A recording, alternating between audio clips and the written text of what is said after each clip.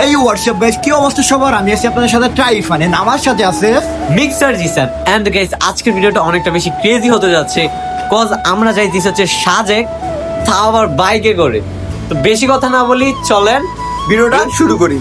আমাদের সাথে হচ্ছে আরিয়ান রাজাউল ভাই, ফাহাদ ভাই, তানভীর ভাই এন্ড সবার প্রিয় মিক্সার জিসান এন্ড বাদশা ভাই। চলে আসলাম বাড়িরহাটে। এখানে খুব বেশি ঠান্ডা। এ দেখতে পাচ্ছেন আমাদের রাইডার বাইকগুলো, দেখো সব। আমরা সবগুলো রাইডার একটু রেস্ট নিতেছি যাতে পরবর্তী রাইডটা আমাদের সুস্থভাবে যাইতে পারি সাজেক। তো সবাই দোয়া রাখবেন আমাদের প্রতি।